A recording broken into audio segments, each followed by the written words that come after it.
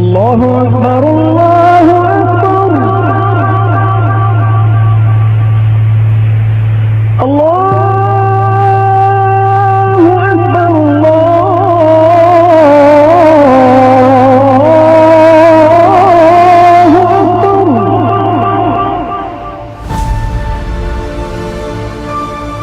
In the heart of Anatolia, a small tribe of warriors launched an empire that would span 3 continents and last over 600 years.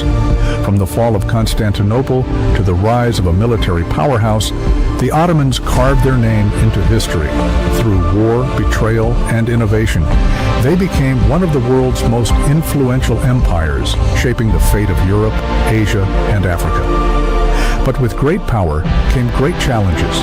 Internal strife, revolts, and the rise of new enemies slowly eroded their dominance. By the early 20th century, the once mighty empire was on the brink of collapse. In World War I, the Ottomans made their final stand, but even this was not enough to halt their downfall. Yet the Ottoman legacy still lives on in the culture, politics, and people of modern-day Turkey. Join us as we uncover the story of the rise, glory, and fall of the Ottoman Empire. Chapter 1. The Birth of an Empire, 1299 to 1326. In the late 13th century, Anatolia was a land of turmoil. The once mighty Seljuk Sultanate was in decline, and the Byzantine Empire was on its last legs. A fragmented world, ripe for those bold enough to seize it. Osman I, son of a minor tribal leader, was one of those men. With the Byzantine Empire crumbling under the pressure of internal strife and the relentless advance of the Mongols, Osman saw an opportunity. His small tribe, the Ottomans, would rise. Osman's first major victory came when he captured the city of Sugut. It was a small victory, but it was a significant one, a symbolic gesture that would become the foundation of an empire. Osman's genius wasn't just in battle, it was in his ability to unite the fractured tribes of Anatolia. His warriors, known as the Ghazi, were not just soldiers, they were men of faith, driven by the desire to spread Islam and to carve out their own place in history. Osman's military tactics were simple but effective. He relied on fast-moving, agile forces that could strike quickly and retreat before larger armies could respond. But it wasn't just the speed of his forces that gave him an edge, it was their belief in him, their belief in the cause. The Ghazi warriors fought not for glory nor riches, but for a dream. Osman understood that the real power of an empire lay not in the size of its army, but in the loyalty of its soldiers. But the Byzantine Empire, though weakened, was not an easy target. Constantinople, the jewel of the Christian world, still stood strong. Osman's forces, though formidable, were far from the size required to take such a great city. Yet, in 1326, after Osman's death, his son, Orhan, would seize the opportunity and capture Bursa, the gateway to the Byzantine heartland. Bursa would become the new capital of the growing Ottoman Empire. It was a crucial moment in the history of the Ottomans, a moment that set the stage for the rise of an empire. As Ottoman's empire grew, so did the enemies that would challenge his dream. The Byzantines, desperate to hold on to their last foothold, fought tooth and nail.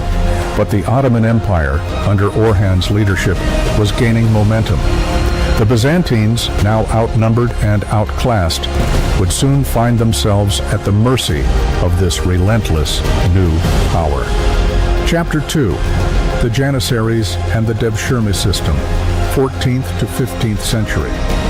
But as Ottoman's empire grows, so does the threat of larger, more powerful adversaries. Orhan, though still early in his reign, began to lay the groundwork for what would become a mighty empire. It was under his leadership that the Janissary Corps, the elite fighting force that would become the backbone of the Ottoman military, was created. These men, once Christian boys taken from conquered lands, would become loyal soldiers to the Sultan. The Janissaries would be trained not just in warfare, but in absolute loyalty, making them one of the most disciplined and feared fighting forces in history. Chapter 3, the height of power and glory. The 16th century marked the height of the Ottoman Empire's glory. It was a time of unimaginable power, when the Ottomans ruled from the heart of Europe to the vast deserts of the Arabian Peninsula. A time when they dominated the seas and the land, shaping the course of history with every conquest, every decision, every innovation. At the heart of this golden age was Suleiman the Magnificent, a man whose name would be etched into history.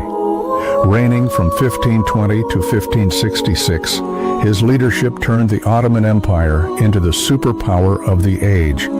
Not only was he a brilliant strategist and military genius, but he also understood the power of law, culture, and governance. In 1526, at the Battle of Mohacs, Suleiman delivered one of his greatest victories. With this conquest, the Ottomans defeated the Hungarian forces, expanding their reach into Central Europe. The battle would open the door to Vienna, and the Ottoman Empire's dominance in Europe would be firmly established. Suleiman's military victories were not the only thing that defined his reign. As a ruler, he sought to codify the Ottoman legal system, creating a foundation of law known as the Kanun, which would govern both the military and civilian life. This set of laws was groundbreaking, bringing both order and consistency to an empire that stretched over multiple continents. Yet Suleiman's ambition did not stop there. Under Suleiman, the empire's cultural production reached new heights. One man stood at the center of it all, Sinan, the architect. His designs, from the Süleymaniye Mosque to the Selimiye Mosque in Edirne, embodied the peak of Ottoman architecture. These architectural wonders were not merely buildings, they were symbols of Ottoman strength, faith, and creativity. Sinan's creations, with their harmonious blend of engineering and artistry, captured the empire's vision of greatness. They were more than just monuments. They were expressions of the Ottomans' ambition to leave an indelible mark on the world. The 16th century was also a time of great intellectual achievement. The Ottomans, embracing a variety of cultures and traditions, were at the forefront of scientific discoveries, literature, and philosophy. The Ottomans were not only a land power, they were also a naval force to be reckoned with. Selim I, Suleiman's father, had laid the groundwork for Ottoman naval dominance by capturing Egypt and the Levant, bringing the Ottomans control over key ports and trade routes. But it was under Suleiman that the empire became a true naval superpower, defeating the Spanish and Portuguese fleets in the Mediterranean, securing Ottoman dominance over the seas for decades to come. But even at the height of his power, Suleiman knew that no empire is forever invincible. Internal tensions, rising corruption, and the burden of managing an empire stretching from the sands of North Africa to the gates of Vienna would eventually take their toll. As the empire grew, so did its challenges. The once fearless Janissaries, once the pinnacle of military might, were beginning to show cracks. The same discipline that had once made them an unstoppable force now became a source of internal conflict. They had been the backbone of the empire, but their power was beginning to fade. Would the empire continue to thrive under Suleiman's successors, or would it crumble under the weight of its own ambition? Though Suleiman's reign was one of unparalleled power and glory, the seeds of decline had already been sown. As the Ottomans reached their zenith, the cracks in their empire began to show. Would the empire survive the challenges ahead, or would it be slowly undone by the very forces that made it great? Chapter 4. Fall. The decline of the Ottoman Empire. As the Ottoman Empire entered the 17th century, the golden era of conquest and power began to fade. Once unstoppable, the empire that had ruled vast territories for centuries now found itself battling not only external forces, but internal decay. Internal unrest, military defeats, and the slow erosion of their power would eventually bring the empire to its knees. In 1571, at the Battle of Lepanto, the Ottoman Empire suffered a catastrophic defeat. The Ottoman fleet, which had dominated the seas for centuries, was destroyed by a coalition of Christian states. The loss marked the beginning of the Ottoman decline at sea. It was a devastating blow, one that not only hurt their naval power, but also their ability to project influence over vital trade routes in the Mediterranean. The Janissaries, who had once been the backbone of the empire's strength, began to fall apart. With the passage of time, their discipline deteriorated, and internal strife began to poison their ranks. Once loyal to the Sultan, the Janissaries became more of a political force than a military one. In 1699, the Treaty of Karlowitz marked a watershed moment for the Ottoman Empire. The Ottomans were forced to sign the treaty after a series of defeats in Central Europe, effectively ending their centuries-long expansion in the region. They had once dominated the Balkans, but now they were losing ground to their European rivals. This treaty not only symbolized the end of Ottoman territorial gains in Europe, but also foreshadowed the empire's inability to recover its former glory. The Russo-Turkish wars of the 18th and 19th centuries were particularly brutal, draining the Ottoman resources and forcing them to cede vital territories. In 1774, the Treaty of Küçük-Kaynarca was signed after the Ottomans suffered a humiliating defeat at the hands of the Russians. By the time of World War I, the Ottoman Empire was already a shadow of its former self. As the empire aligned with the Central Powers, it faced growing resistance from within its own territories. The Arab Revolt, led by T.E. Lawrence and supported by the British, was a significant blow to Ottoman control in the Middle East. The revolt not only fragmented Ottoman territories, but also paved the way for European powers to carve up the empire's lands after the war. By the end of the 19th century, the Ottoman Empire was no longer the empire of Suleiman the Magnificent. The empire's leaders had become consumed by internal corruption, political infighting, and a crumbling military. As European powers circled, the Ottomans found themselves weak and unable to fend off the growing tide of nationalism in their territories. The sultans, who once wielded unrivaled power, now had little influence over their increasingly fractured empire. The Armistice of Mudros, signed in 1918, marked the official end of Ottoman involvement in World War I, and with it, the beginning of the end for the empire. The empire's territories were divided among the victorious European powers, and the empire itself was left in a state of chaos. Yet, even as the Ottoman Empire crumbled, the question remained: would its legacy persist in a new form?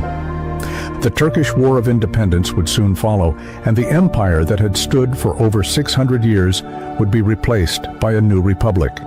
Mustafa Kemal Atatürk would lead the charge for independence and create the modern Republic of Turkey, severing the last ties to the Ottoman Empire.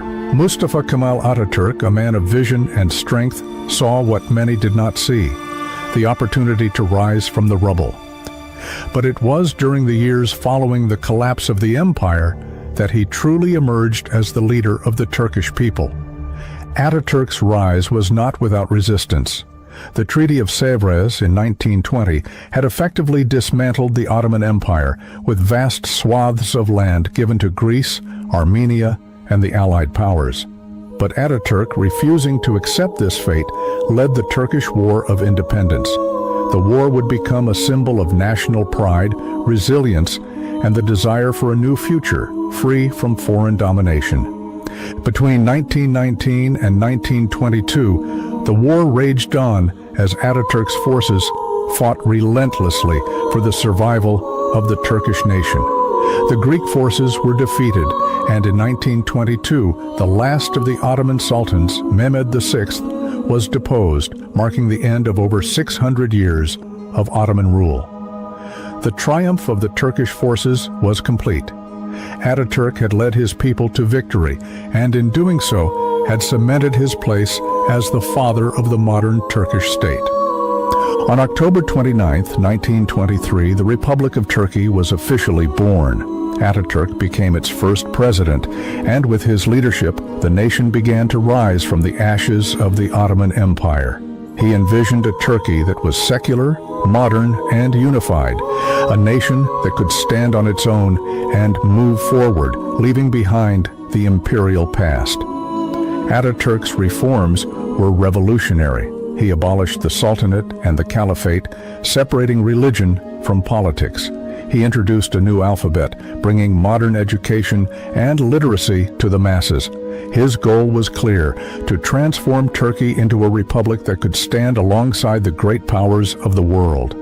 But his vision went beyond politics. Ataturk sought to forge a new national identity, one that was based not on the past, but on the future. Under Ataturk's leadership, Turkey began to shift away from the Ottoman imperial policies that had defined the previous centuries. The Ottoman Empire was no more, but its legacy, its culture, and its people remained.